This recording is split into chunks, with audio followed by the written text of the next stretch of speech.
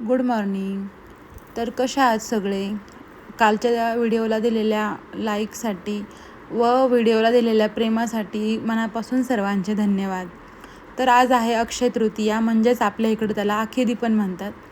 तर चला मग आज सकाळ सकाळी तर तुळशीला पाणी घालून घेतलं आणि आता करायचं आहे उंबरठ्याचं लेपन. तर त्याच्यासाठी मी घेतलेलं आहे इथं हळद आणि हळदीमध्ये थोडंसं हळदी कुंकू टाकलेलं आहे त्याला पवित्र करण्यासाठी. आणि इथं पाण्याचा वापर केला आहे मी. पाण्यात मिक्स करून त्याला आता मी उंबरठ्यावर लेपन करणार आहे. आणि आज मी पुरणाचा स्वयंपाक करणार आहे, तर त्याच्यामध्ये मी तुम्हाला 2 ट्रिक सांगणार आहेत की भजी जर तुमचे कडक होत असतील सोडा कमी वापरल्यावर, तर त्याच्यासाठी काय करायचं. आणि एक की पुरणाची डाळ गूळ टाकून जर परतायला घेतली तर ती हार्ड होते. मग त्याच्यासाठी आधी काय करायचं, तर ते पण मी सांगण्याचा व्हिडिओ तुम्ही कंटिन्यू बघा. तर इथं मी मोगऱ्याच्या झाडाला फुलं शोधत होते. खूप कळ्या आल्यात, पण आणखी फुलं काही उमलले नाही आहेत. तरी 2 सापडले. म्हणलं चला तेवढं आता तेवढंच ॲडजस्ट करून घेऊयात. कृष्णकमळाला भरपूर फुलं येतात, पण ते 10-11च्या पुढंच उमलतात. त्याच्यामुळं सकाळ सकाळ त्याचा काही उपयोग नाही. उंबरठ्याचं लेपन करायला घेतलं आहे. पहिला उंबरा स्वच्छ धुवून पुसून सुकवून घेतला. नंतर हळदीचं लेपन करायला हळद जी वाटीमध्ये आपण कालवली होती ती घेतली. मस्त त्याला लेप दिला. लेपनसाठी म्हणजे खूप काही लागत नाही. आपण म्हणजे भरपूर पाहतो की गंगाजल हवं किंवा काय म्हणतात त्याला गुलाबजल हवं किंवा आणखी काही गोमूत्र हवं, असं काही नाही आहे. हळद ही आयुर्वेदिक आहे. ती किडामुंगी आत काही येऊ नाही म्हणून त्याच्यासाठी पूर्वजन आपले असं लेपन करत होते. पण ठीक आहे, चला जे आहे त्याच्यामध्येच आपण करायचं. एक तर आपलं घर शेतामध्ये असल्यामुळं आपल्याला पटकन काही घेऊन येता येत नाही. जे घरामध्ये अवेलेबल असतं त्याच्यामध्येच आपल्याला ॲडजस्ट करावं लागतं. त्याच्यामुळं मी इथं पाण्यामध्येच मिक्स करून घेतलं. मस्त असं उंबऱ्याला लेपन केलं. आणि सकाळ सकाळ एवढं छान वाटतं आमच्या इथं की पूर्ण पक्ष्यांच्या किलबिलाट आणि सकाळ सकाळची शांतता एवढं प्रसन्न वाटतं ना. आणि मस्त स्वस्तिक वगैरे काढून घेतलं उंबऱ्यावरती. आपण समजतो की देवपूजा केल्याने किंवा असं काही वेगळं केल्याने काय फरक पडत असेल, तर खूप फरक पडतो ताईंनो. मी आज सकाळ सकाळ म्हणजे भरपूर असं काही देवाचं व्यवस्थित केलं सगळं, तर मला म्हणजे एवढा दिवस छान गेला माझा. आणि मेन थोडीशी माझी सोन्याची खरेदी पण झाली, जी माझ्या मनातही नव्हती. चला म्हटलं शुभमुहूर्तावर आला योग तर कशाला सोडायचं, म्हणून खरेदी पण केली. पुढे मी दाखवणारच आहे. त्याच्यासाठी व्हिडिओ तुम्हाला शेवटपर्यंत पाहावं लागेल. म्हणजे असं नाही की देवाचं केल्यानेच असं काही होतं, ते थोडंफार आपल्या ह्याच्यावर पण डिपेंड करतं. पण तरी देवाचं काहीही करा तुम्ही, छोटी पूजा करा मोठी पूजा करा, फक्त मनापासून करा, त्याचं फळ तुम्हाला नक्कीच भेटतं. आणि आता देव वेटिंगला ठेवत नाही, त्याचं फळ लगेच आहे. वाईट करा वाईट लगेच फळ भेटतं, चांगलं करा चांगलं फळ लगेच भेटतं. आणि इथं मी फुलं वगैरे वाहून मस्त कापूर जाळला, अगरबत्ती वगैरे लावली. दिवा काय दारामध्ये राहत नाही, हवेने लगेच विझतो. आणि माझे लहान मुले त्याच्यामुळे ते आता लात वगैरे लागणार, मग ते भाजलं वगैरे तर काय करणार. त्याच्यामुळे मी कापूर लावला. कापूर काय 2-3 सेकंद जळतो आणि संपून विझून जातो. त्याच्यामुळे मस्त असं लेपन करून घेतलं इथं.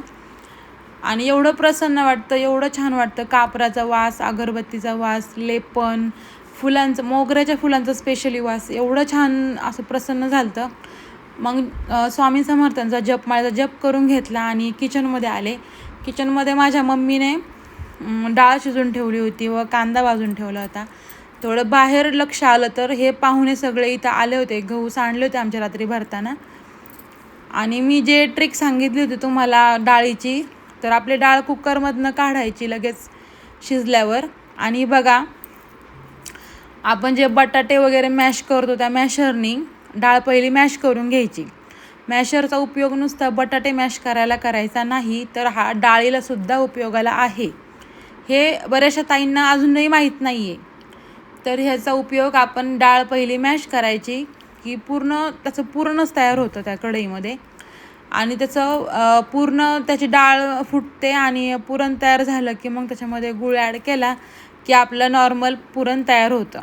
ही आयडिया अजूनही काही काही लेडीजला माहीत नाही आहे, की जेणेकरून सगळ्यांना माहीत व्हावी याच्यासाठी मी व्हिडिओमध्ये सांगितलं की चला बाबा आपल्यामुळे कोणाला तरी हेल्प होऊ शकते थोडी. कारण मी भरपूर वेळा पहिलं तर मला माहीत नव्हतं, तेव्हा माझ्याकडनं काय व्हायचं की आमची घरची डाळ राहायची आणि घरच्या डाळीला शिजून व्यवस्थित व्हायचं, पण त्याच्यामध्ये गूळ घातला की लगेच हार्ड होणार, मग ते चाळणीतून चाळलं नाही जाणार, मग भरपूर कुटाणे व्हायचे त्याचे. मग असं करून आपल्याला पुरणपोळी करायचा कंटाळा येतो.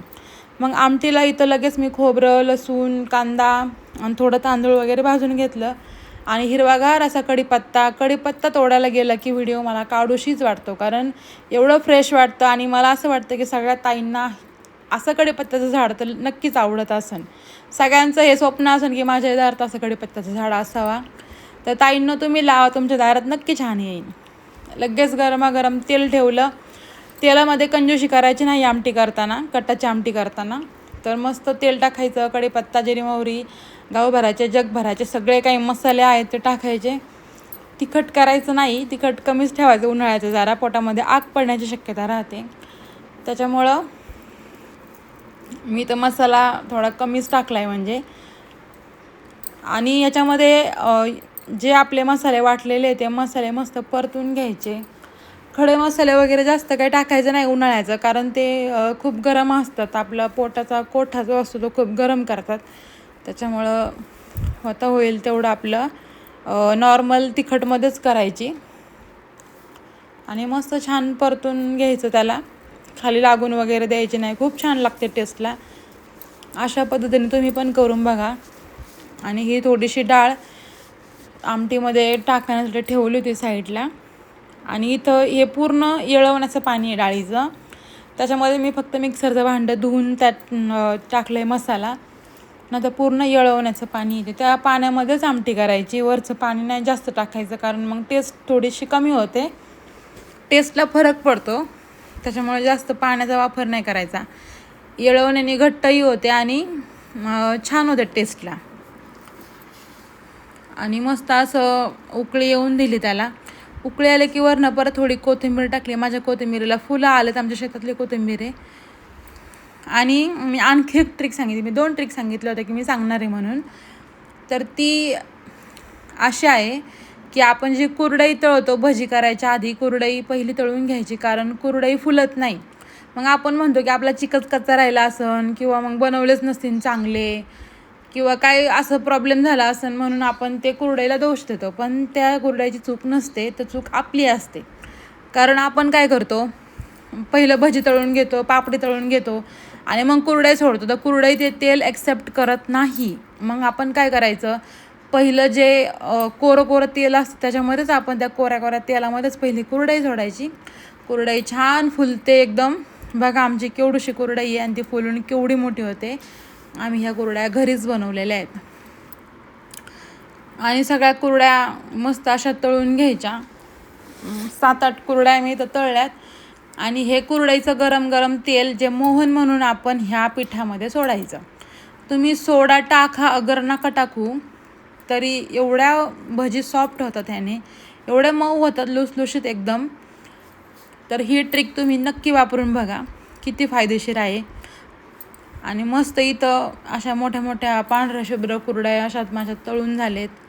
आता भजी तळायच्यात. मस्त असे भजी तळून घ्यायचे आता.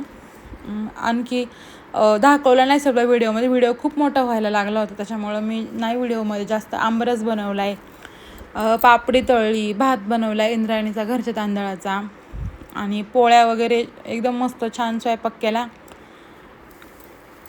भजी बघा माझे इथं सोड्याचा थोडा पण उपयोग नाही आहे, तरी पण किती फुलतात आणि खायला एकदम मऊ लुसलुशीत लागतात. त्याच्यामुळं ही पण ट्रिक तुम्ही भजी करताना नक्की यूज करा. खूप फायदेशीर आहे. खूप सोडा खाल्लेला चांगला नसतो, उगाच पोटाचे प्रॉब्लेम तयार होतात. त्याच्यामुळं सोडा टाळता येईल तेवढा. आणि मी सांगितलेल्याप्रमाणे ते गरम गरम तेल त्याच्यामध्ये सोडा आणि फिरवून घ्या. बघा एकदम छान इथं भजी झालेत. आणि मस्त पूजा मांडून घेतली. लगेच आमची इथं पितर पण जेवायला घातले. आणि मी चालले होते आता बाहेर, मला आमच्या आत्याच्या घरी जेवायला जायचं होतं सुवासिनीचं.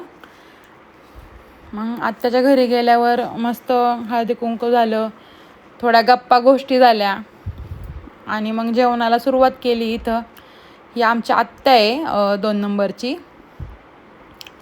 मला 5 आत्या आहेत, मी नक्की त्यांची भेट करून देईन तुम्हाला. आणि असं जेवण कोण कोण जेवतं मला कमेंटमध्ये नक्की सांगा. आंबरस आणि पोळी आमच्या इकडे अशाच खातात, गुळवणी तर आपण नेहमी खातो. मग गेले सोनाराच्या दुकानामध्ये आणि मस्त गिरित्रमध्ये शॉपिंग केली. आणि मोह बायकांना आवडतो का, पटकन कानात अडकून घ्यायचं पहिलं. त्याच्यामुळं बघा हे बटरफ्लायचं कानातलं मी वरती लगेच तिथं दुकानात घालून आले आणि हेही घातलं. चला इथंच व्हिडिओचं एंड करते. Bye bye.